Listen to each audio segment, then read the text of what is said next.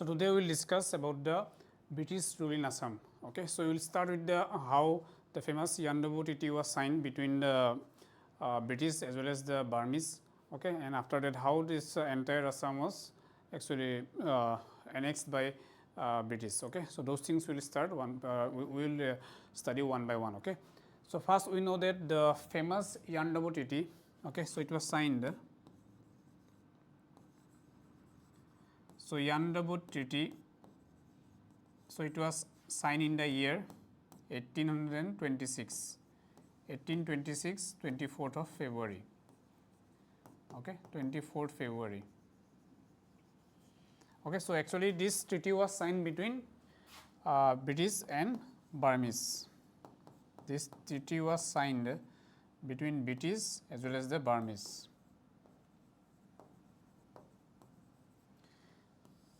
Okay, so this treaty was signed between British and Burmese. Ultimately, actually, this Burmese were defeated by British in the first British Anglo and the Burmese war, which was fought in the year 1824. In the year 1824, so first Anglo. Okay, so first Anglo-Burmese. First Anglo-Burmese war was actually fought. Okay, in the year 1824. In this war, actually Burmese were defeated and they were compelled to sign this treaty. So Yandabu Treaty in the year 1826, 24th of February, and ultimately entire Assam was actually annexed by British. So this is the beginning of British entry into the Assam. And if we see the what is the actually means how actually what is the reason why actually there is a conflict that occurs between the British and Burmese. Okay. So first of all we have to see, we know that British Burmese invaded Assam for 3 times. No? So if you see the just we want to see some quickly some history, then that is what is the consequences that lead to the invasion of Assam by Burmese. Then we will move to the this invasion of Assam by British. Okay, we know that the first Burmese invasion. So first Burmese invasion took place. So first Burmese invasion took place in the year 1817. Okay, in the year 1817, and second Burmese invasion took place. Second Burmese invasion.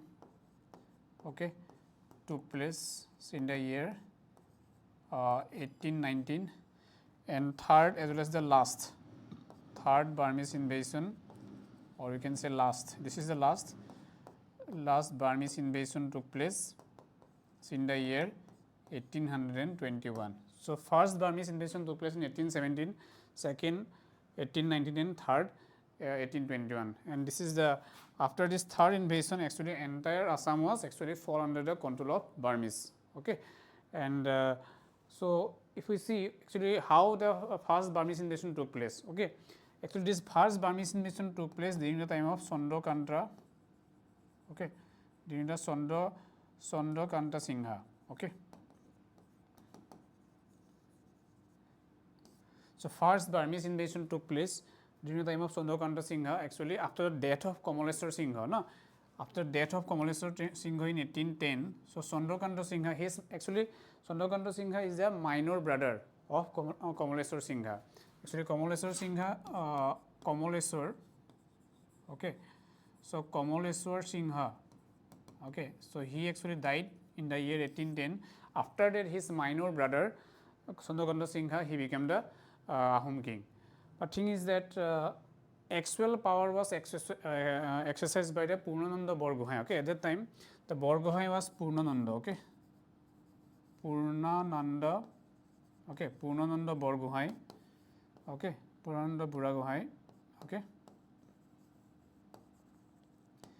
Borgohai was Purnananda and Borphukon was Bodan Borphukon. Okay, Borphukon at the time was Bodan Borphukon. So Bodan Borphukon. Okay. So when Chandrakanta Singha became the Ahom king, at that time Purnananda was the Borgohai as and as well as the Bodon was the Borphukon. But thing is that since Chandrakanta Singha, he was a minor, okay, so ultimate power was exercised by the Purnananda Borgohai.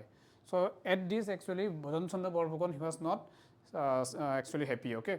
So whatever as a result, whatever directions, okay, whatever instruction given by the Purnananda Borgohai, so this Bodon Chandra Borphukon he refused to follow. So as a result, what Purnananda Borgohai he sent army to arrest him. As a result, Bodon Chandra Borgohai Bodon Chandra Borphukon he fled to first Calcutta, where he took he wanted help from the British, but when British refused to help him, so he some Burmese agent who were in the Calcutta, through them actually he want to take the help from the Burmese king. Burmese means present Myanmar. So actually Bodon Chandra Borphukon he first invited the Burmese to invade Assam. He showed the route to enter to the Brahmaputra valley, okay, and in this way actually Bodon Chandra Borphukon he first invited the Burmese to invade Assam. This is the first invasion. So first invasion took place in 1817. Similarly, in the second invasion was also took place in 1819. Ultimately, in the last invasion, which took place in 1821. In 1821, actually, Burmese were not invited by any Ahom ruler. They actually they purposefully come and they annexed entire Assam. Okay, so Assam was actually fall under the British Burmese control from 1821 to 1821 to 1825. Around 1825, Assam was actually ruled by Burmese. Okay, and we know that whenever a particular king, he occupied territory, always they wanted to expand its territory. Similarly, what Burmese do, they after actually acquiring Assam, so they wanted to expand their territory towards the west. Towards the west means towards the West Bengal side. We already know that in West Bengal already British are there, So as a result, what there is a confrontation. Confrontation occurs between the British and Burmese. Ultimately, this is the reason why at that time the British governor was Lord Amherst. So he declared war. Okay, on 1st of April 1824. In 1824, so this British Governor General Lord Amherst he declared war, and this led to the first Anglo Burmese war. Okay, so in this war we know that the Burmese these British were very they were very superior in terms of military skill, in terms of war equipment. So they are more superior as compared to the Burmese. So ultimately, so Burmese were defeated. Okay, so when Burmese were defeated, so they were now forced to sign this Yandabu Treaty. So they were forced to sign the Yandabu Treaty. So the Yandabu Treaty was signed. Okay, so Yandabu Treaty was signed, the famous Yandabu. Okay, so this treaty was signed. Yandabu Treaty was signed in the 1826. Okay, in 1826, 24th of February. 24th of February. Okay, so in this way, actually now the Burmese were forced to left Assam, and now Assam came under the control of British. So this is the way. Okay, how the British came and overthrow the Burmese, and then they actually incorporate the entire Assam. Okay.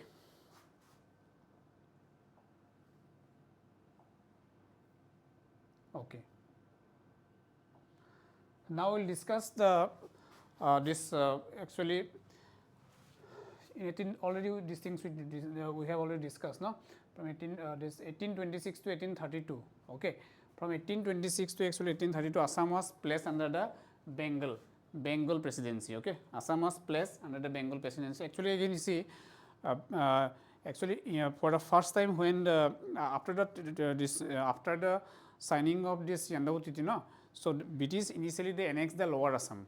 Okay, but they annexed upper Assam only after 10 years. So after 10 years, that is in 1838.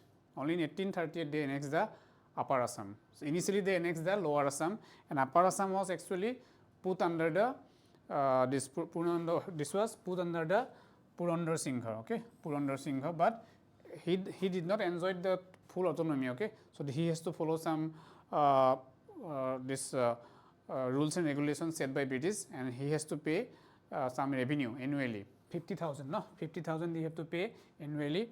And okay, now what is the reason? So why actually British annexed Lower Assam first, that is in 1828, and in 1838, that is after 10 years, they actually annexed the Upper Assam. The main reason is that so British were actually they were very skillful administrator.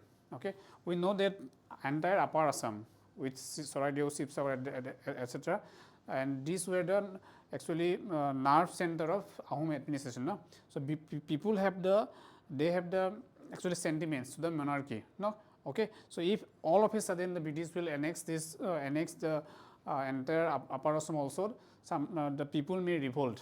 People may revolt against the British. Okay. So what they do, they gradually annex. They first annex the Lower Assam, and after 10 years, that is in 1838, actually British annexed the Lower Assam in 1828. Okay, in 1828, and in 1838 they annexed the Upper Assam. Okay. Okay, and okay, the Assam was princely state was restored in. Okay, actually from 1832 to 1838, Assam's princely state. So princely state was restored in the Upper Assam. Now what is the meaning of princely state? Okay, princely state. Okay, so princely states means these are some small state which is actually ruled by native ruler.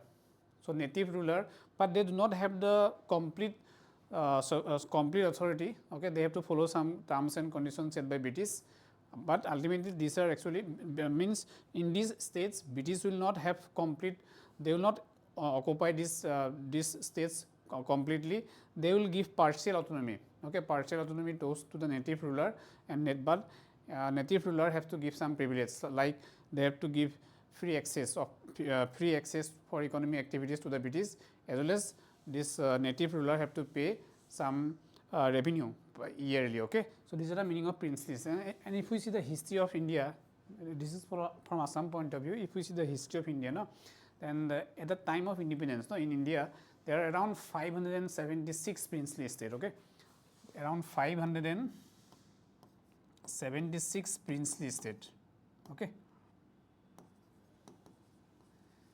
Okay, there are around 576 princely states are in India, just after the independence. Okay, in 1947, and we know that Sardar Vallabhbhai Patel, he played a very significant role, no, in the unification of all these princely states to Indian Union. Okay, and that is Sardar Vallabhbhai Patel. If you see the Sardar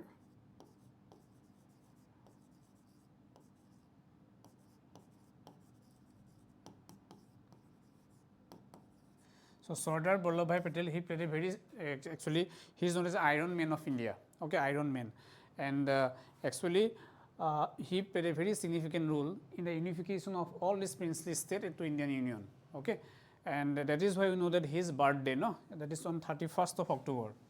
31st October. Okay, on 31st October, no. So National Unity Day or Rashtriya Ekata Divas, okay, is celebrated. Okay, National Unity Day. So 31st October, his birthday. It is your National Unity Day, no? National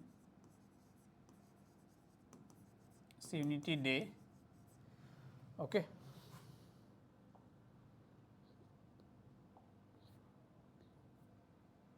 Okay. So 31st October, no? 31st October is celebrated as a National Unity Day. Okay, National Unity Day. So National Unity Day or Rashtriya Ekata Divas. Okay, Rashtriya Ekata Divas is celebrated in India. Okay, because we know that Sardar Vallabhbhai Patel, he played a very significant role in the unification of all these princely states. Around 576 princely states are there at the time of independence, and he through his blood and iron policy. He's known as Iron Man of India. Okay, so he actually united all these princely states to Indian Union. Okay, so the states like Hyderabad, Junagadh, and Jammu and Kashmir. Sometimes all those princely states, they refuse to join India. So for that case, what he do? He actually carry out military operation. Okay, so he carried out military operation and then forced them to join to the Indian Union. Okay, ultimately all these 576 princely states were joined to India. Okay, so that is the reason why his birthday on 31st October, it is National Unity Day is celebrated, and we know that the this Statue of Unity, Statue of Unity is Statue of Unity. It is built in where? In Gujarat. No, it is in Gujarat. Okay, in his name, Statue of Unity.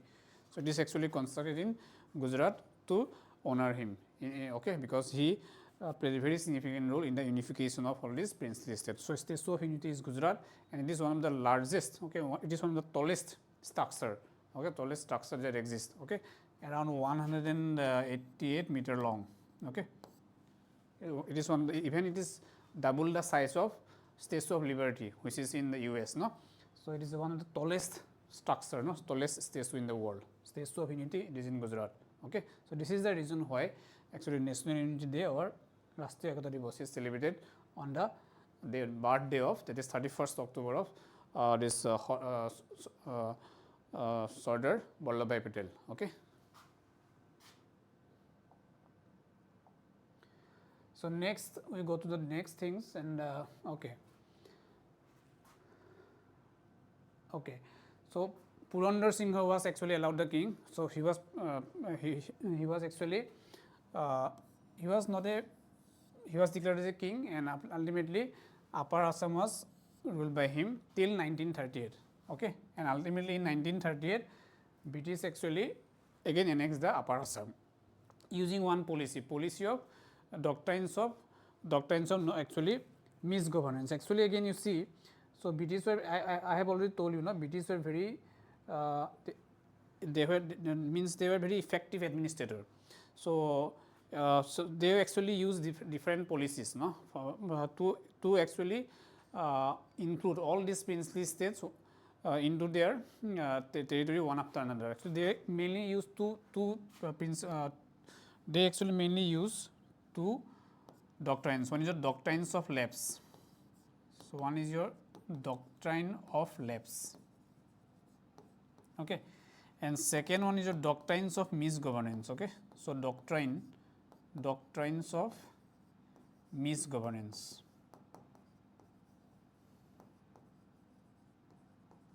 So these were two doctrines actually used by British very effectively, to incorporate all the princely states that exist at the time into the British territory. Okay, so one is doctrines of lapse. Lord Dalhousie, he was the Governor General at the time. He introduced this one, this doctrines of lapse, and doctrines of misgovernance was introduced by this. Okay, so this is although this from 1833 to 1838, Upper Assam was actually Purandar Singha he was the Ahom king in the Upper Assam, but in 1838 Upper Assam was also annexed into British by using these doctrines of misgovernance. I have already told you, that after the signing of the Yandabo Treaty in 1826, Lower Assam was annexed to the British, but after 10 years, it is in around 1838, they annexed the Upper Assam. Upper Assam was initially put under the Purnanda Singha, but in 1838 Upper Assam was also incorporated into the British administration on the ground of doctrines of misgovernance. Okay. Now, what is these doctrines of lapse and doctrines of misgovernance? Okay. So, doctrines of lapse means when any native Indian soldier, when any native Indian ruler, okay, he or she died without a natural heir, okay, then their territory will automatically actually incorporate to the British territory. They cannot actually transfer their territory to a adopted son or adopted daughter. Okay, this is known as your doctrines of lapse, like Satara, Jhansi. Okay, all these territories were actually incorporated to the British by using these doctrines of lapse. We know that the Jhansi Rani Lakshmi Bai. Okay, so her territory was also incorporated the British by using these doctrines of lapse, but she actually preferred to fight. Okay, she preferred to fight against the British. Ultimately, she fight and she actually died fighting against the British. Okay, so this is the meanings of doctrines of lapse. Doctrines of lapse means whenever any Indian ruler, okay, so when died without a natural heir, okay, without a natural heir, then his or her territory will be automatically moved to the it will be moved to the British administration. Okay, and it means that ruler cannot transfer it to the adopted heir. Okay, so this is known as your doctrines of lapse.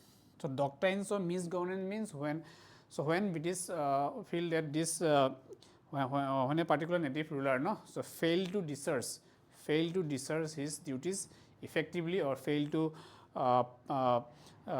discharge his duty effectively, okay, or this ruler is not able to satisfy the needs of the common people, then that territory can be also included in the British territory under the rule of doctrines of governance. Okay, so in 1838, okay, so they incorporated the Upper Assam, Upper Assam into the British territory on this ground, doctrines of misgovernance. They declared that Purnendra Singha, he actually failed to discharge his duties effectively, or he has failed to satisfy the needs of the common people.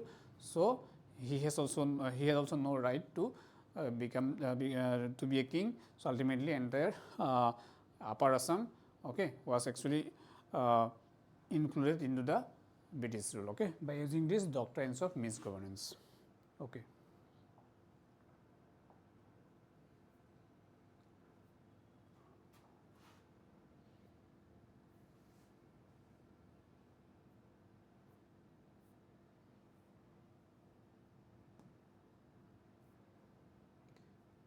Okay. Now we will discuss. Okay.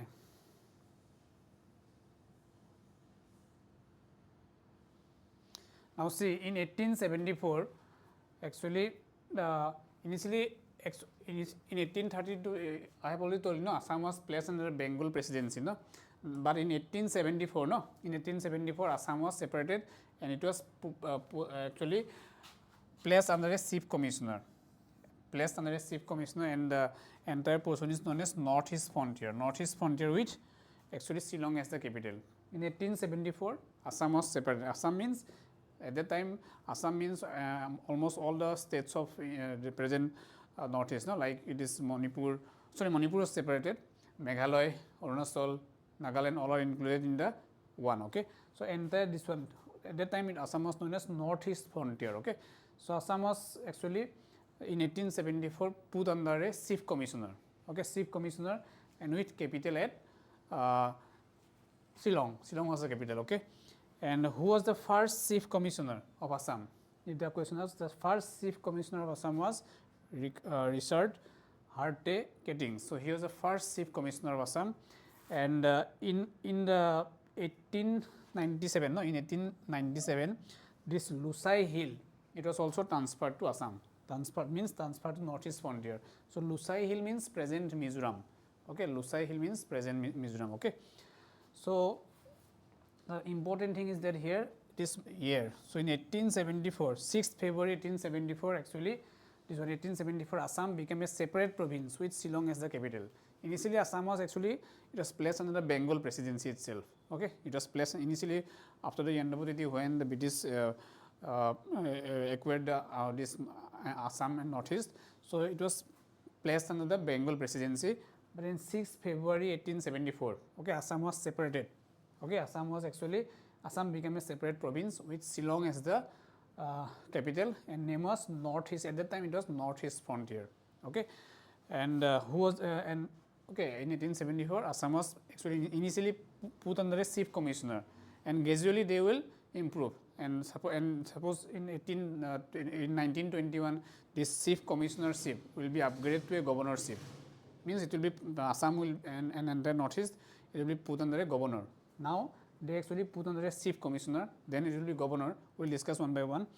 Now the first chief commissioner, okay. So first chief commissioner of Assam was here Richard Hartek Ettings, okay, and okay, and Lusai Hill was also transferred to Assam in 1897. Lusai Hill means present Mizoram, okay. Okay.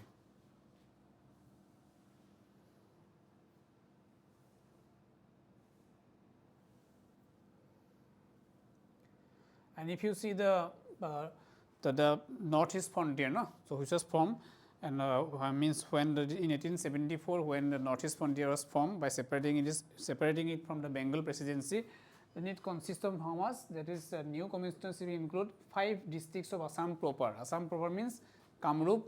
So, at that time Kamrup means the entire present day Kamrup Metro, Borpeta, Nalbari, and it is a huge portion, okay. So it consists of Kamrup, Nagaon, Dorong, Shivsagar and Lakhimpur at that time, okay. Means I am telling about the 1874. In 1874 when northeast frontier was formed, no, northeast frontier state, okay, northeast, okay, northeast.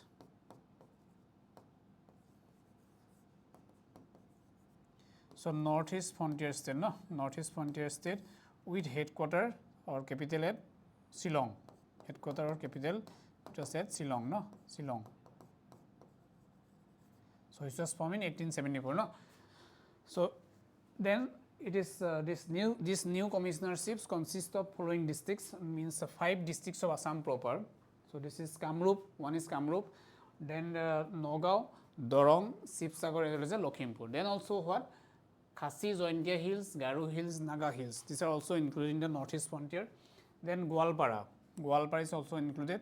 Sylhet and Kasar, all these things were included, and Coach Bihar, historical part of Assam was actually, but at that time in 1874, this Coach Bihar was not included in Assam, it was in West Bengal, okay. So these are the this Assam province, okay, or northeast frontier province, okay, these are the territory. When 1874, Assam was actually replaced or it is separated from the Bengal presidency, okay. So this for the first time Assam was put under the chief commissionership, okay, and ultimately this was in 1874, okay, and then we will see gradually Assam was also actually it will up from chief commissionership, it will be actually upgraded to governorship, okay. We will discuss one by one.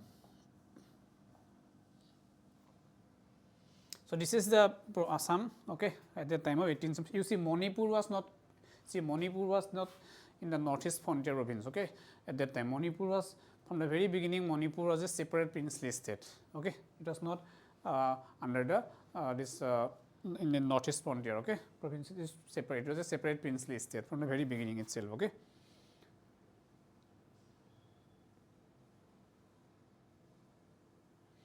Now we will discuss one by one. We know that in 1905 partition of Bengal was done, no? Partition of Bengal was done. It's a very famous year, no? 1905, partition of Bengal. So what are the consequence and what is the significance of 1905 and what is the consequence and significance of this partition of Bengal events, and why actually British wanted to actually divide the Bengal, no? So actually we know that in 1905 at that time the Governor General was Lord Curzon, no? He divided the Bengal into 2 parts. One is your western part, West Bengal, and another one is the eastern part, East Bengal. And Assam was again included in the East Bengal. Okay. Although Assam was in 1874, Assam was separated from the Bengal provinces. Again in 1905, what they do? They again merge this entire Assam and northeast frontier with the in the side of East Bengal. So they divide. Okay. So this okay. And what is the reason? What is the intention behind this British? No, so they why they wanted to divide the Bengal? Okay. So those things we will discuss one by one. Okay. So you see, so in 1905, no, in 16th October, partition took place in 16th October 1905. Okay, and Assam became a part of the province of now East Bengal. Assam became the part of the province of East Bengal because I have already told you that British divided the Bengal in 2 parts. One is East Bengal and West Bengal, and Assam became the part of East Bengal. Now, what is the reason behind this partition? Okay, so we'll discuss. Okay, see what is the reason of this partition? Actually, British said that this Bengal, Bengal was a very huge state at that time, so it was a very huge province. Okay, and so it is too big, too large to be administered efficiently. According to British said that, so Bengal was very large province, so it is too big to be to administer efficiently. Okay, so they wanted to divide it into two parts. One is West Bengal and another eastern side, East Bengal, so that they can effectively run the administration, okay, through proper manpower. So when there will be divisions, there will be less workload, okay, among the people, so they can effectively administer the both the sides. Okay, this is the reason given by the actually British, but this was not the real intention. Okay, we know that at that time, Bengal was the nerve center of Indian nationalism. Okay, Indian nationalism.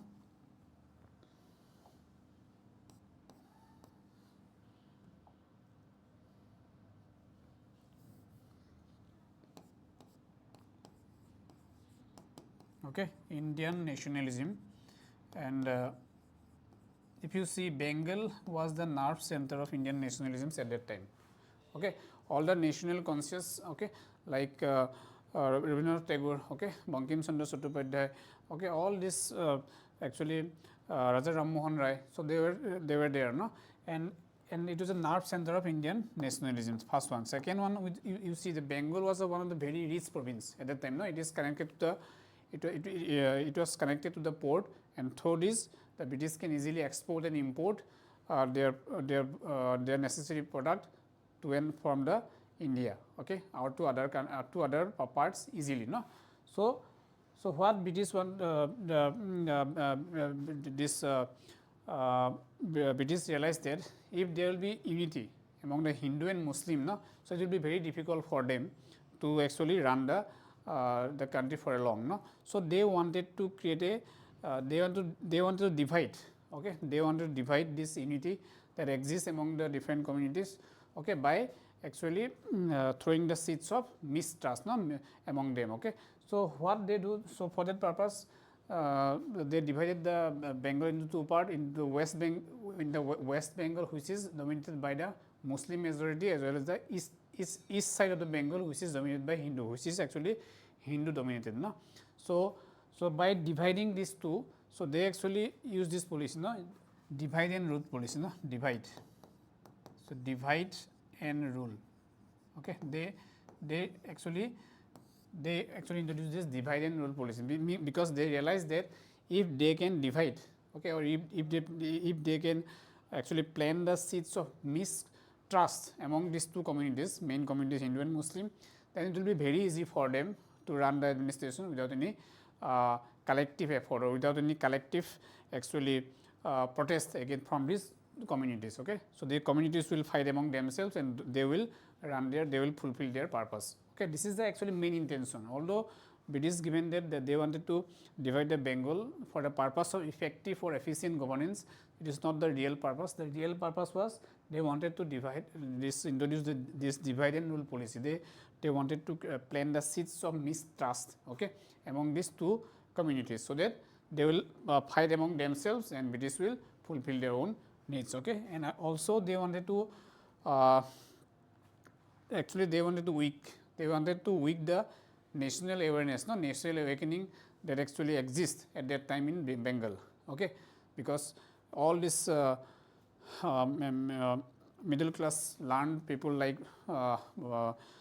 this Raja Ram Mohan Rai, okay, they actually popularized the concept of liberty, concept of justice, concept of national awakening among the people. If you see that the people at that time were very poor, so they were actually fighting for clothes, fighting for shelter, okay, and there was also repeated famine there, so they cannot think of this national unity or national awareness at that time. Okay, so in that time this like Bankim Chandra Chattopadhyay, okay, or you can say Raja Ram Mohan Rai. So, they actually popularized the concept of all this national awakening among the people. Okay. So, people they gradually understand the concept of like justice, liberty, equality, all these things. Okay. Although British they discriminate no among the Indians. So, they feared that. So, if this awareness will spread among the common people, then it will be difficult for them to rule the country. So, they wanted to divide the Bengal. So, ultimately Bengal was divided no in 16th of October 1905, and Assam was placed under the again in the eastern Bengal, which is dominated by the. So, actually they divided into two parts now. One is your eastern Bengal and one is your western Bengal. Okay, one is your western Bengal. So, next one is your eastern Bengal, no, eastern Bengal. So, eastern Bengal, western Bengal, which is dominated by Muslim community, no, which is actually dominated by the Muslim community. So, then there is a eastern Bengal, which is dominated by Hindu community. Okay. So, which is actually dominated by Hindu community. So, these are the okay. So, by dividing in these two parts, they actually plant the seeds of mistrust among this. So, now they know that these two communities will fight among themselves. So, it will become easy for them to run the they can easily fulfill their own interest. Okay. So, this is the main purpose why they actually wanted to divide the Bengal. Okay. But after people actually the common people, no, so in the whole of all over India they protest against this partition. Okay. And they as a result this famous Swadeshi movement or boycott movement, no, Swadeshi movement or boycott movement, we know about the Swadeshi movement and Swadeshi movement or boycott movement, no, Swadeshi movement or the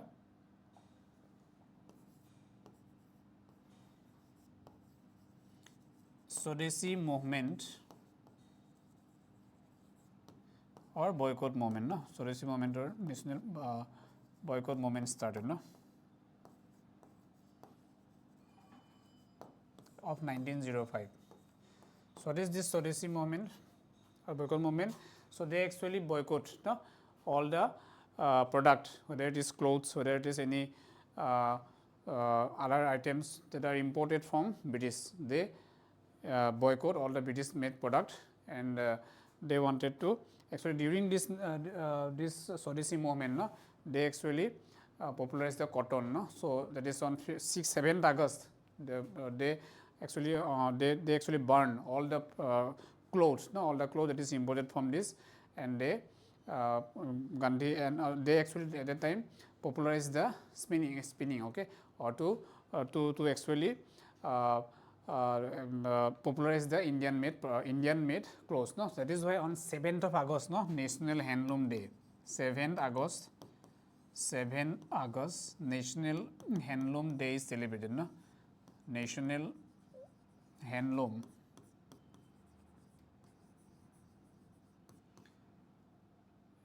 National Handloom. Okay.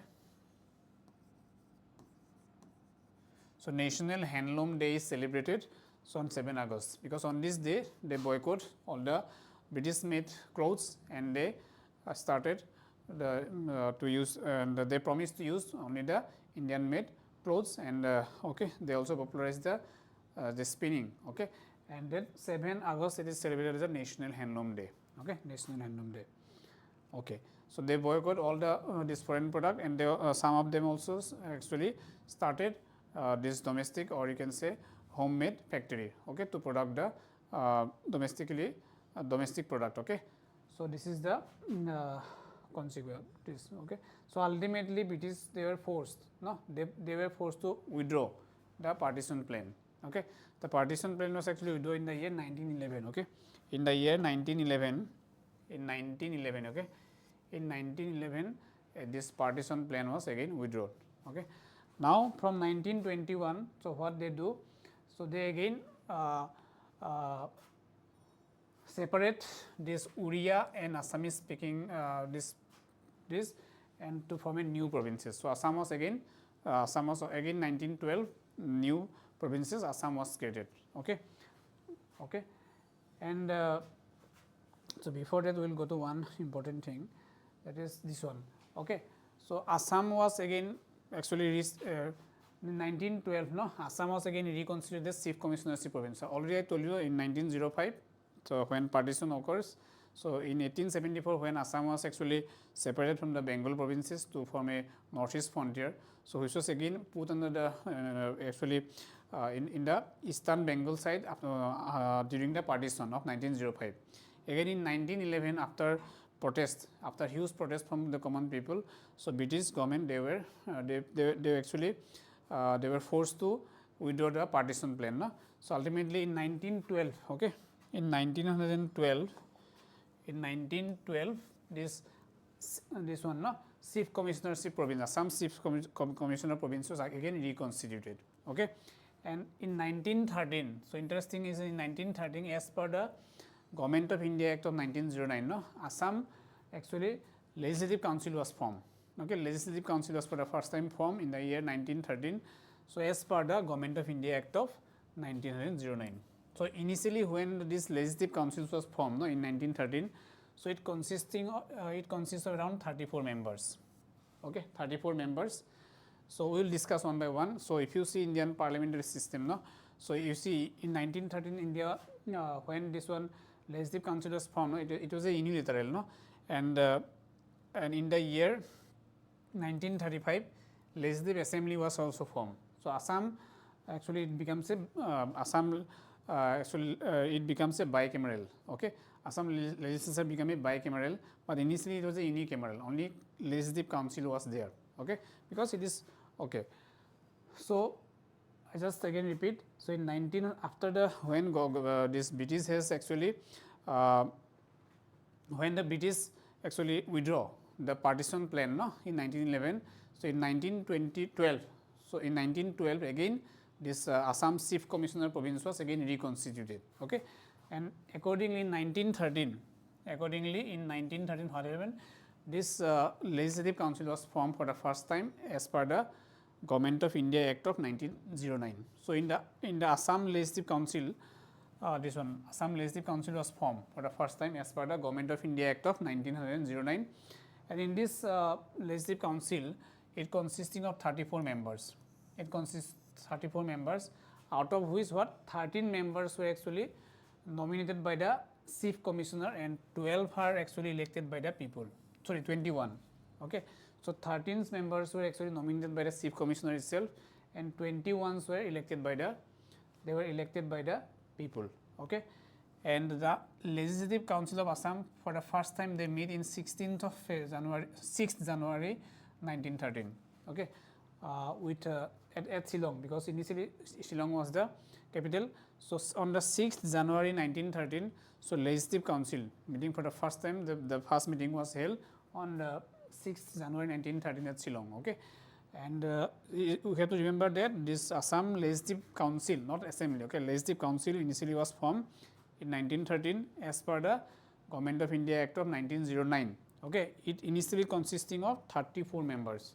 Out of these 34 members, 13 members were they are nominated by the Chief Commissioner. Okay, so 13 members were nominated by the Chief Commissioners, and 21 members were actually they were elected by the people. So 20. So means 13 members they were actually nominated by Chief Commissioner. They are indirectly elected. Okay, nominated. Okay, and 21 members are actually they are elected by the people, directly elected. Like if you see the Indian Rajya Sabha, no, so it consisting of Rajya Sabha total strength is 250, at present 245. No, so out of these 238 no, members are they are actually Rajya Sabha, they are indirectly elected by the elected members of the respective state legislative assembly, and whereas 12 members are actually they are nominated by the president, so, with people who have the different contribution in the field of different field, like it may be literature, it may be sports, etc. No? So they were similarly here 13 members were actually nominated by the chief commissioner, and 21 they are directly elected by the people. Okay. And if we see there is a difference no, between the members which are appointed to the Indian Lok Sabha as well as the Rajya Sabha. No? If you see in Lok Sabha, the people were directly elected. No? So, in Lok Sabha, people were directly elected by the people of India, that is called direct election. And in case of Rajya Sabha, so in the members of the Rajya Sabha, they are not actually directly elected by the people of India. No? So, they are elected by the elected members of the state legislative assembly. Suppose from Assam, no? From Assam we have 7 seats in the Rajya Sabha. These 7 members from the Rajya Sabha, no? From Assam, so they are not directly elected by the people of Assam directly. So, they are actually elected by the members of the Assam legislative assembly. So, that is why they are indirectly elected through proportional representation. But again we know that in the Lok Sabha, Assam has 14 seats in Lok Sabha. So, these members, they were directly elected. Okay, they were directly elected by the people of Assam. Okay, directly. Okay, so they are directly elected through actually the process through which they are elected. It is known as first past the post system. First past the post system. This process is used, whereas the members of the Rajya Sabha means in Assam, from Assam we have 7 seats in the Rajya Sabha. These members, okay, to the Rajya Sabha, they are not directly elected by the people of Assam. They are elected by the elected members of the Assam Legislative Assembly through proportional representation. So, same is the case here. Here you can see the 34 members which were there in the Legislative Council initially when it was formed in 1913. So, 13 members were actually nominated by the chief commissioner. Chief commissioner will nominate by himself. There is no direct election, but 21 members will be directly elected by the people. Okay. So, this is direct election. Okay. So, first meeting of the Assam Legislative, first meeting of the Assam Legislative Council, no? Assam Legislative Council first meeting was held in 6th January. So, it was held in 6th of January in 1913. In 1913, 6th January, so first meeting was held at Shillong, okay, which was actually presided over by Sir Arkdale Esley, and he was he was actually chief commissioner of Assam at that time. Okay, so first meeting of the this legislative council of Assam was held in 1913. Okay, 6th January 1913, and it was presided over by this one, Sir Arkdale Esley, and he was the chief commissioner of Assam at that time. Okay, and as per the Government of India Act of 1919, no, so this actually members to the Assam Legislative Council were again increased from 34 to 53. Okay, these things are important. So, as per the Government of India Act of 1990. Okay, so as per the Government of India Act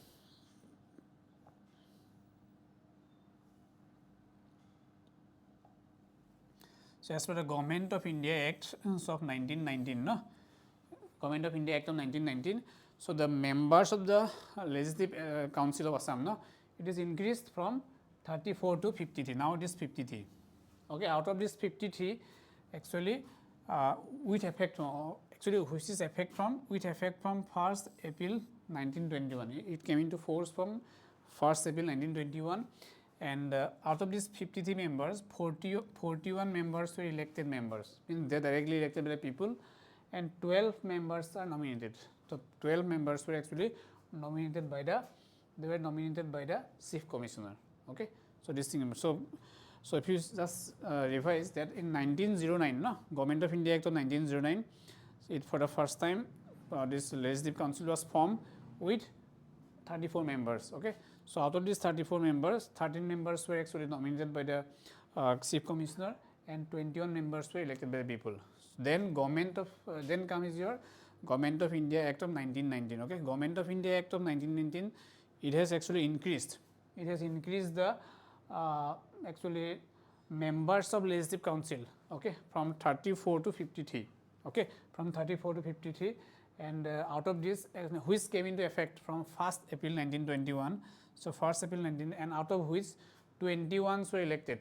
Okay, out of which the 21 were the elected members. Sorry, out of this 53, 41 were the elected members. Okay, and and the remaining and the 12 members were actually nominated members. Okay. So, this is about, and then the important thing is the Government of India Act of 1935. So, what is done by the Government of India Act of 1935? So, these are some acts. Okay. Actually, all these things are before independence. No? Government of India Act of 1909, 1919, 1935. These are actually before independence passed by British Parliament. Okay.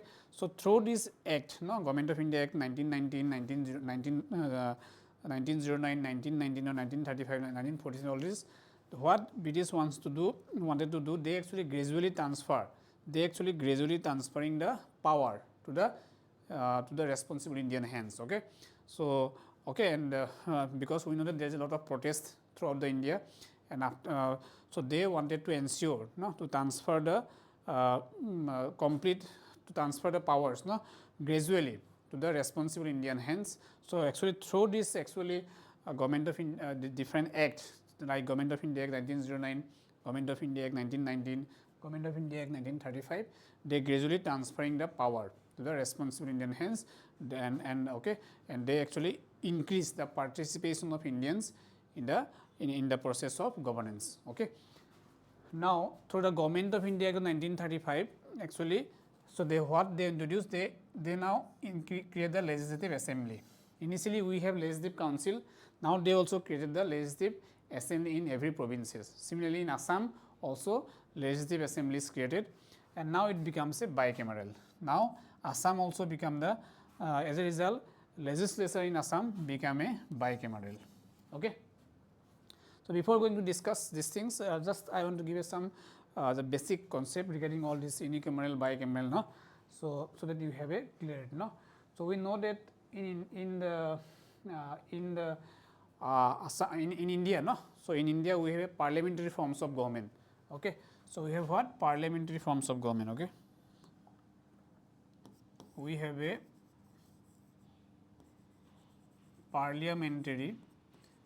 So, we have parliamentary forms of government. No? We have a parliamentary form of government. So, in parliamentary forms of government, okay, so we have bicameralism. So, bicameralism, if we see the Indian Parliament, no? Indian Parliament, it consists of one what? So, in the parliamentary forms of bicameralism is one of the characteristics of parliamentary forms of government. There are different characteristics of parliamentary forms of government like majority party rule, leaders of parliamentary system, leaders of prime minister. Okay. Then bicameralism, one of them. Okay. Collective responsibility, all this, there are different dissolution of lower house. Okay. So, there are different actually characteristics of parliamentary system. Among them, so bicameralism is one. Okay. Bicameralism is one. Actually, this concept of bicameralism, it is taken from the constitution of UK, from England. Okay. So, this idea is taken from the UK. So, we know that Indian constitution, okay, in Indian constitution different provisions of the constitution, no? They are taken from different constitution of the constitution of different world. Okay. Okay, there's, if you see the source of Indian constitution, the different provisions are taken from the constitution of different countries. Like bicameralism, it is taken from the UK, no? Like fundamental rights, precedents. Okay, all these things are taken from the actually fundamental rights. All these things are taken from the USA, no? USA, like collective means concurrent list, all these things. Okay, and central and federation with a strong center, these are taken from the Canada. Emergency provision. Okay, all these things are taken from the Germany. Okay. So, similarly, various provisions of the constitution are taken from different sources. Okay. Now, parliamentary forms of government, bicameralism is one type of this. So, now what is the, if you see the Indian Parliament, no, it consists of two houses. Okay. So, one is what? Lower house. So, one is lower house, another one is your upper house. So, other one is your upper house. So, in the lower house, so it is lower house, it is actually, it is not a permanent body. Okay. So, means lower house means Lok Sabha.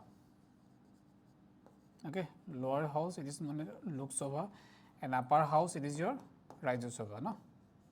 It is your Rajya Sabha. Rajya Sabha or Council of States. It is also known as in English Council of States. Okay, so Council of States, and Lok Sabha is known as House of People. Okay, so it is known as, it is a popular house, House of People, House of People. So this lower house, or this is temporary, means we know that after its tenure is 5 years. Okay, its tenure is 5 years. After every 5 years, we know that general election took place. Okay, general election took place, and there is a change in government. No, so this lower house is not permanent. If you see the upper house is permanent. It never dissolves. It is a permanent chamber. It never dissolves. If you see the tenure of the members, it is 6 years, and 1/3 of the members they retire after every 2 years. No, so upper house it is a permanent chamber. Upper house or Rajya Sabha it never dissolves. It is a permanent chamber, whereas lower house or Lok Sabha or House of People, so it's a normal tenure is 5 years. Normal tenure is 5 years. Sometimes it may dissolve even before the 5 years. Sometimes when emergency is declared, then it can be extended 1 year at a time. So this, but normal tenure is 5 years. So and it is not a permanent chamber. Okay. Now, so this is the meaning of bicameralism. Means the legislature will consist of 2 houses. One is upper house and then lower house. Similarly, in state we will have legislative assembly as well as a legislative council. This is in center, no? Similarly in every state, no, there may have legislative assembly. So now you see, although our central government is bicameral, but our state governments, all state governments are not bicameral. Some are unicameral as well as some are bicameral. Like if you see UP, Bihar, okay, so they and Maharashtra, okay, so they have bicameralism. Means both they have the legislative assembly as well as the legislative council. But at present, initially Assam was also a bicameral legislature. Okay, means Assam has legislative assembly as well as a legislative council. But at present, we have we are unicameral. Okay, means we have only legislative. We have only legislative assembly. Okay, we do not have legislative council at present. Okay, so this is about your this bicameralisms. Okay.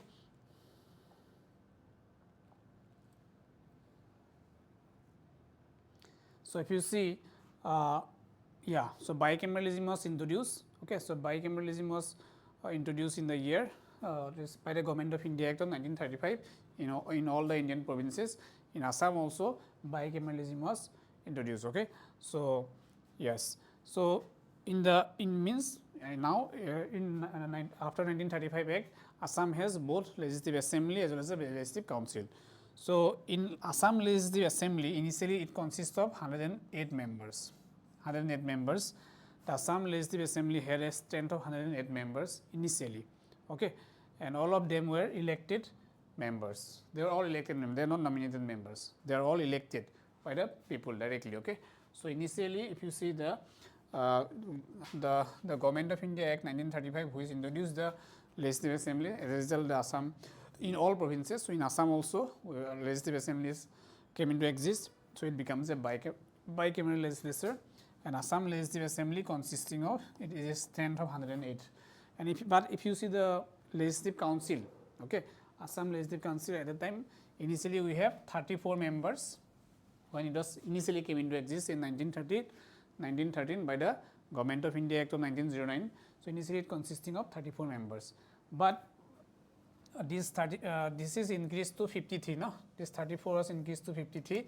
So by the Government of India Act of 1919. Okay, so Government of India Act of 1919 has increased the strength of Assam Legislative Council from 34 to 53. Okay, out of these 53, 41 they were actually elected members, directly elected, and 12 were nominated. They were nominated by the chief commissioners. Like this nomination still exists. No? If you see our Indian Rajya Sabha, no? So there were 238 members. They were actually elected, and 12 members. Still 12 members are actually nominated by the president. So from the people who have actually contributions in various fields, it may be arts, literature, or sports, okay, science and tech, etc. Okay, so the importance of Government of India Act 1935 is that, okay, it actually introduced the provisions of bicameralism. No? It introduced the provisions of bicameralisms, and so Assam Legislative Assembly initially consisting of 108 members, okay, and all of them were elected members, okay, all of them were the elected members. Okay, next this act itself, what they do that the strength of legislative council, that is the upper house, I have already told you, cannot be less than 21 and cannot be more than 22. It must be in between 21 and 22. Okay, and but what we do see after the partition, we know that partition of India took place here after independence in 1947. Partition took place. Now, after partition, what they do? Sylhet district. So, Sylhet district, which was initially in with Assam, no? Sylhet district. So, it was actually transferred to East Pakistan or present Bangladesh. No? So, initially Sylhet district, so it was near the Kasar. No? So, it was initially with Assam. Okay, but after the partition, so there was actually a referendum took place. Okay, referendum took place in Sylhet district. So, ultimately Sylhet district was transferred from the Assam to the East Pakistan, that is present Bangladesh. So, as a result, what the strength of Assam Legislative Assembly, no, from 108 it was actually reduced to 71. After the Sylhet district, which was transferred to the East Pakistan, okay, and that is present Bangladesh, and the strength of Assam Legislative Assembly, no, which was initially formed by the Government of India Act of 1935. Initial strength was 108, but after that this Sylhet district was transferred. Okay, so this strength was now reduced to 71. This strength becomes 71. So, Sylhet district actually of Assam, it was transferred to the East Pakistan or present Bangladesh through referendum. Now, what is a referendum? So, if you see referendum,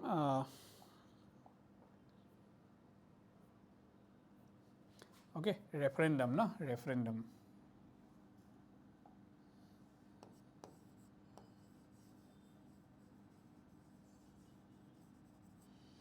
So, referendum. So, referendum initiatives, plebiscite. Okay. So, referendum initiative. Okay. Then the plebiscite, the concept are almost same. Okay. So, referendum initiative, plebiscite, these are concepts are almost same. So, what are these referendum initiatives and plebiscites? So, these are nothing but these are the instrument of direct democracy. Okay. So, these are the instrument of direct democracy. Okay. So, in the actually Sylhet districts of Assam, so a referendum took place. Means they asked the people of this area whether they wanted to stay with the India or they wanted to join the East Pakistan, or because at the time it was East Pakistan. Only in 1971, when 1947 partition took place, it was East Pakistan. No? Only in 1971 East Pakistan is actually converted into Bangladesh. No? So, a referendum took place in Sylhet district. No? In Sylhet district of Assam. So, they asked the people whether they want to join India or they want to join to the East Pakistan, but there is a majority of the people they vote to join Pakistan, so East Pakistan. So, ultimately Sylhet districts of Assam, so it was actually transferred to the East Pakistan. Okay. Now, what is this referendum initiatives and plebiscite? These are nothing but these are some instrument of direct democracy where directly people they take the opinion of the people. Okay. So, directly they take the opinion of the people and okay, without initiating the legislature, okay, state or central legislature. So, they directly take the opinion. When the people of the people directly when the people the common people, no, they directly participate in the process of decision making.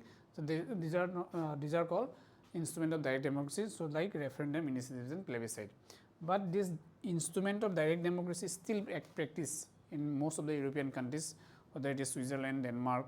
Okay. But this instrument of direct democracy is not possible at present in India. Okay. So, what is the reason? Because first reason is that although these are still practiced in the European countries, no?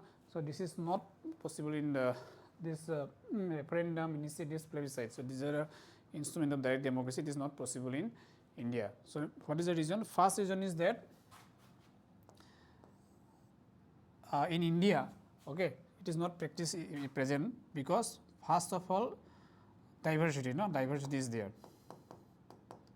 So, there is lot of diversity in terms of caste, there is diversity in India in terms of caste, okay, in terms of community, okay, caste, community, language,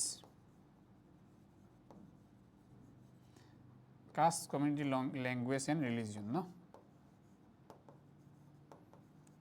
So, first problem that why direct democracy is not practiced at present in India is that there is a huge diversity in India, okay, in terms of what? Caste, in terms of community, in terms of language and in terms of religions. So, people if you see the Indian society, no, it is a very diverse society, okay. It is there are different types of castes, community, religions, they coexist, no. So, sometimes it is not possible, it is not possible for these different communities, so different diverse sections, no, to come into consensus, okay, of a particular matter, okay. So, some group may support that matter, some group may not support, okay. Okay, so that is why this due to the existence of this huge or large diversity, so this direct democracy is not possible. First thing. Second is illiteracy. Illiteracy is very high, no, or you can say literacy rate is very low, okay. So, literacy rate. So, literacy rate, no, so literacy rate is very low. Second thing is your literacy rate is very low in the in India as compared to the European countries, okay. And but again, if you see in case of the European countries, no, so they mainly what is the concept of nation for them, okay. Nation means one language and one religions. For the most of the European countries, their nation means they believe in the concept of one language and one religions, but this is not possible in India, okay. So, there is a lot of diversity in terms of caste, community, religions and this thing. So, that is why this concept of one nation, one religion not possible in India, okay. So, diversity, huge diversity is there, first thing. Second is literacy rate is very low, okay. So, European countries literacy rate is very high as compared to this as compared to India. So, most of the people are not literate, so they cannot give their opinion, okay. So, it is not possible to come into consensus on a particular matter, okay. So, literacy rate. And third is population, no, population. So, population is very high. So, in India population is very high. So, okay, population is very high as compared to the European countries, okay. So, these are the reasons mainly why direct democracy, instrument of direct democracy cannot be practiced in India, okay, whereas in the European countries it can be smoothly practiced, okay. So, okay.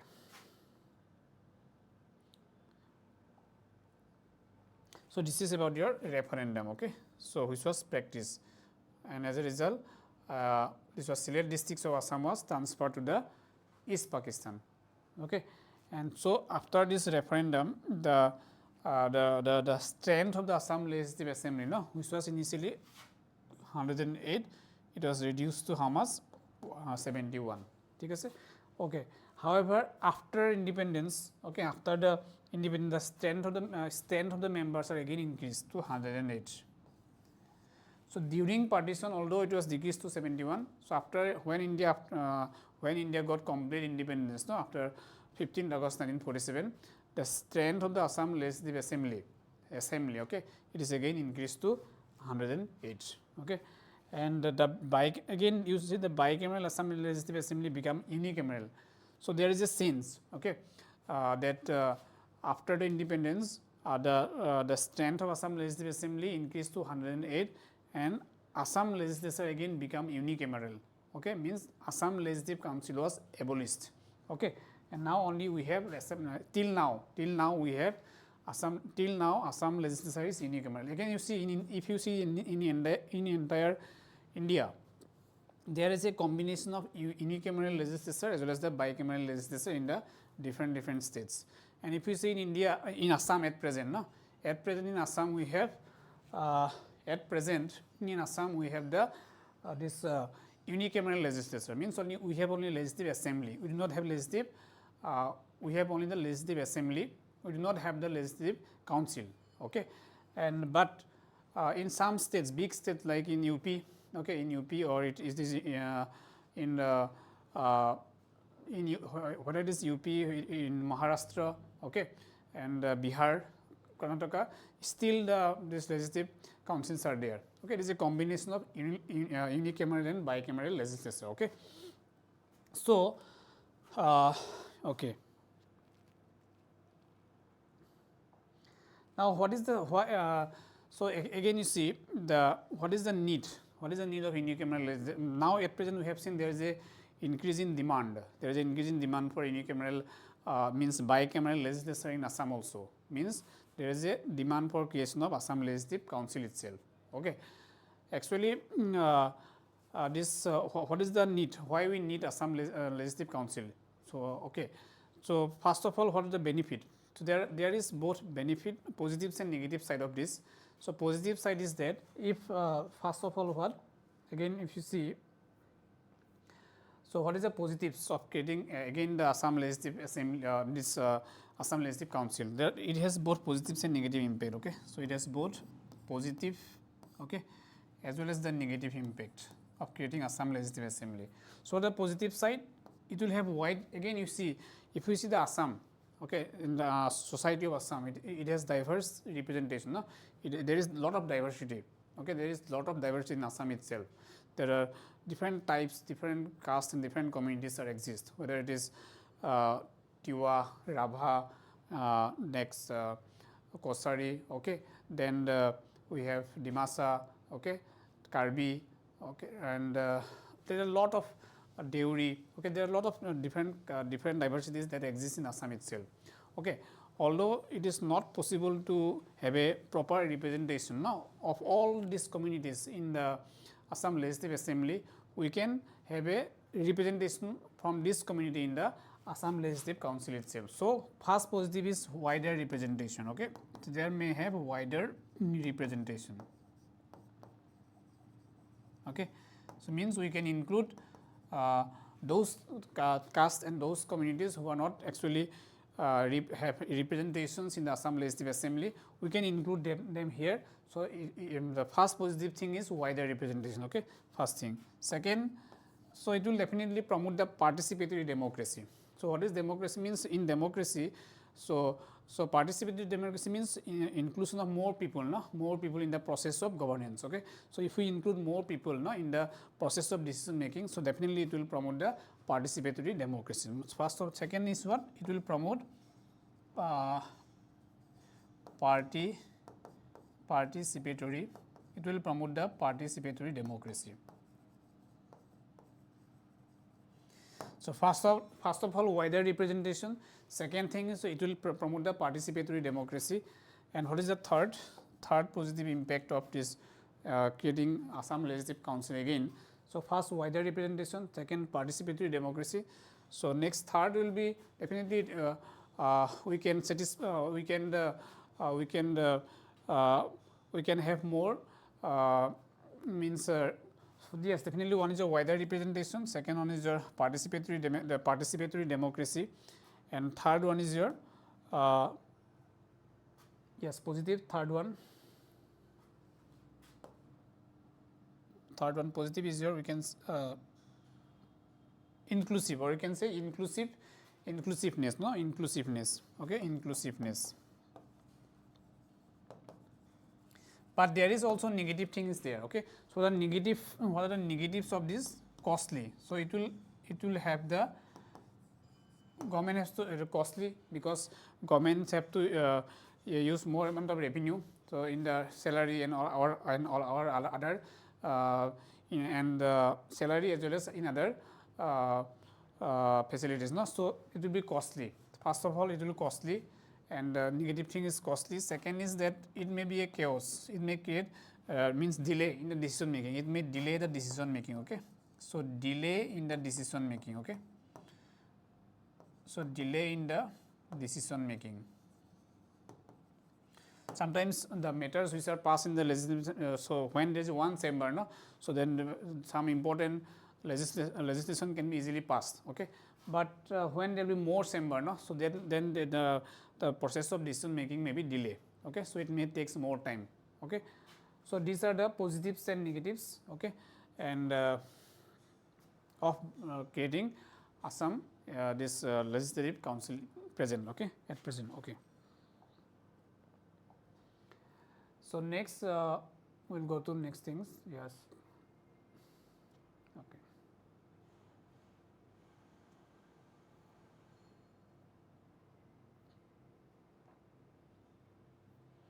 Okay. So next you see in 1921. So I have already told you in 1890 initially in 1874. No, initially in 1874 Assam was actually placed under the actually under a chief commissioner. Okay, it is chief commissionership, and again when during the partition again this Assam was again merged with the East Bengal, and after the partition plan was withdrawn. No, after the partition plan was withdrawn. So in the year 1912 again, when we know that this in 1911 partition plan was withdrawn. Again in 1912, no, Assam was again put under the chief commissionership, and in 1921 Assam was again upgraded to a governorship. Initially it was under a chief commissioner, now it will be under a governor. Okay, so in 1921, no, in 1921 the chief commissionership was actually upgraded to governorship. In 1921 chief commissionership was actually upgraded to governor, and the first governor was Sir Nicholas Doden Bitson Bell, and thus Assam became a major province from this now. Okay, so in 1921 this chief commissionership was now upgraded to the governorship. Okay, it is now upgraded to governorship, and so again by the Government of India Act of 1919. No, so Government of India Act of 1919 expanded the Legislative Council and introduced the principles of diarchy. Okay, okay. So now what is diarchy? Diarchy means double rule. So there will be some subjects like reserved subject and transferred subject. What is the meaning of diarchy? So again important. So Government of India Act of 1919 or Montagu-Chelmsford reforms, it introduced the principles of diarchy. So principles of diarchy was introduced by co-edition, Government of India Act of 1919. Okay. Now what is the meaning of diarchy? Diarchy means double rule. No, diarchy it means your double rule.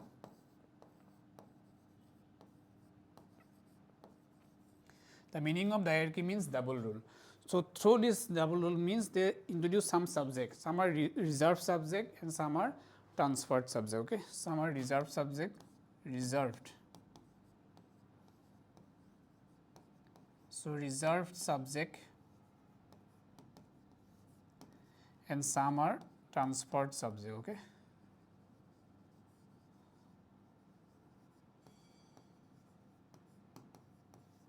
So some are reserved subject as well as some are the transferred subject. Okay.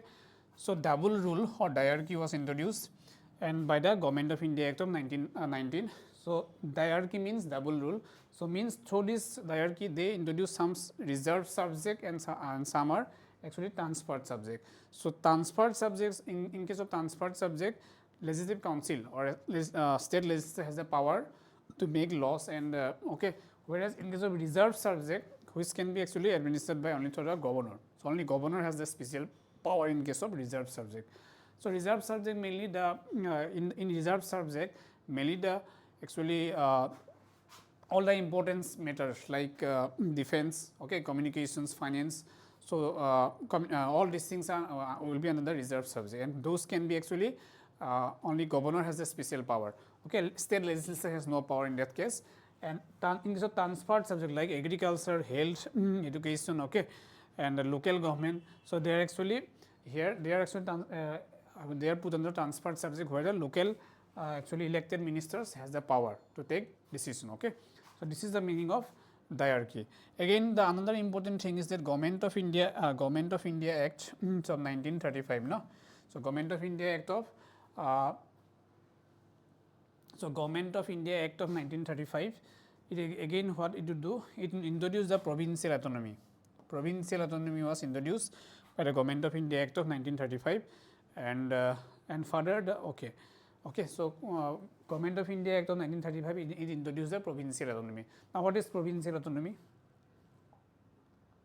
So, provincial autonomy means, so initially if you see the Indian Government of India Act of 1935, another important thing is that it introduced provincial autonomy. Okay, so provincial autonomy means, if you see initially all the powers, no, they are concentrated in the British, means in the central government. Okay, and the British in the hand of center, means it is highly centralized structure. Okay, so although their provinces are there, so provinces were not allowed to, they were not given much power, no, to participate in the process of to legislate in different matters. No? So, but this Government of India Act 1935, they introduced provincial autonomy, through which now state governments were also given, or the provinces were given more autonomy. Okay?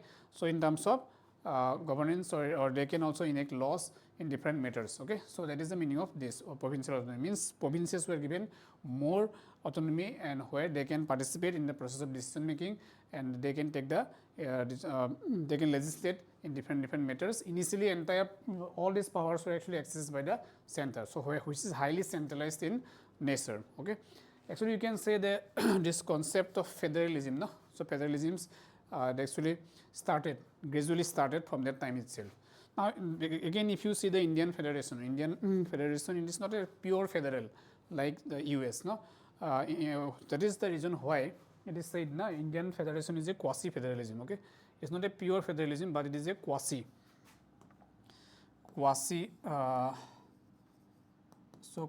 federation. Okay, quasi federation. It is not as pure federalism, no, pure federalism. Only pure federalism. Okay, so pure federalism exists only in USA.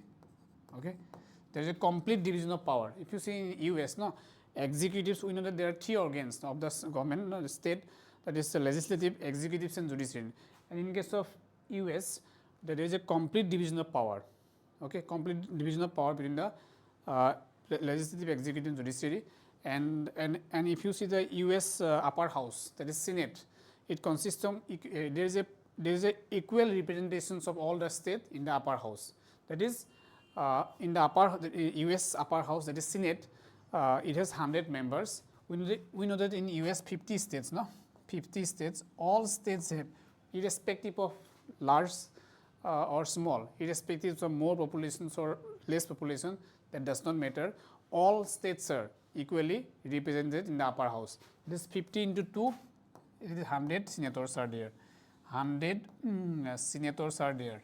Okay, in case of US, if you see, that is called pure federalism, where all states have equal proportional, it means equally they are represented in the upper house. Okay, if you see the US have 50 states, 50 into 2, total they have 100 senators. Okay, and irrespective of their territory, irrespective of their population, all states are actually equally represented in the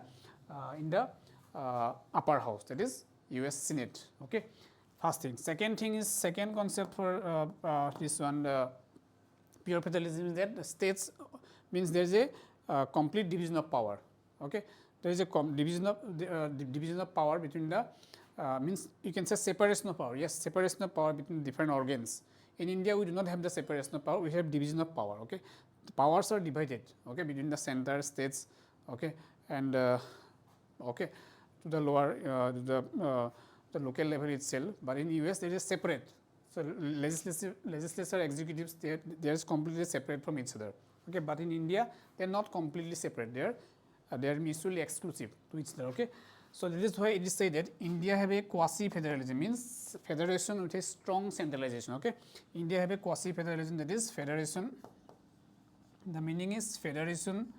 So federations with strong federation with strong federations with strong central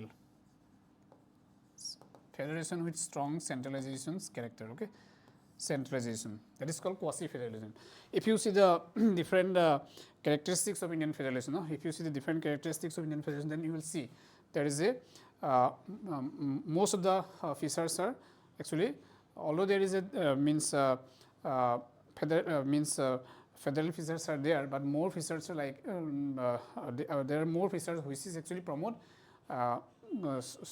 actually central government has a strong position. Like you can see, there is a single citizenship, no? Single citizenship, single constitution, then emergency provision. Okay, when emergency is declared in India, then entire actually when state emergency or when national emergency is declared, the parliament has the power, okay, to amend, to enact the laws even in the state government, okay, in the state list. Although there is a division of power, no, in the 7th schedule of the constitution there is a 3 list: central list, state list, and concurrent list, through which there is a powers are divided, no, between the center and states.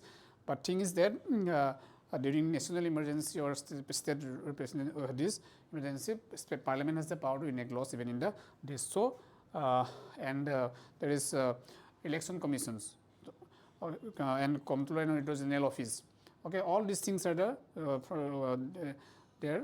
From this it is clear that, so although we have federation, but it is a highly biased towards the powers are highly shifted towards the center. So that is why it is a quasi federalism. Okay. Okay.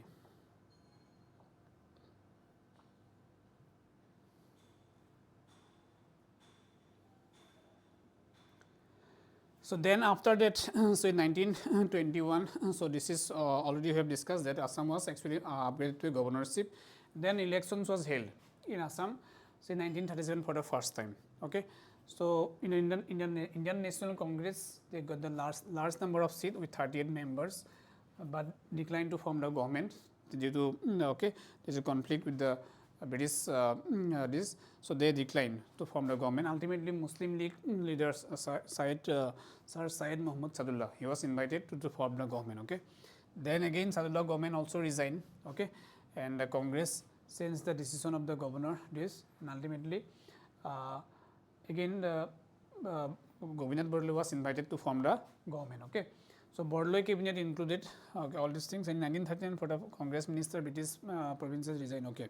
And if you see in 1939, no, 1939, just before the big start of Second World War, so all the Congress ministers, no, all the Congress ministers in British India provinces, they resigned. Why? Because there is a reason. Okay, so British declared that they declared that, so Indian support British India effort to fight against the fight against the Germany in the Second World War. Okay, means India support the World War, Second World War, they support British without having any discussions with the Indian leaders, political leaders, that is in Congress. Okay, so it proves the actually dominion status. It proved the dominion status of India, no, dominance of India. So as a result, what all the Indian means all the actually all the members of Indian Congress, they protest against this. Okay, so they declared that they should at least discuss with Indian leaders, but without any discussions. So unilaterally, British government, they declared these things. So it proved the dominion status, means they from this it is their intention is very clear that they do not want to transfer the power immediately. They wanted to keep the Indian as a subordinate to them. Okay, so they do not want to make a means discussion with them. Okay, they unilaterally declared.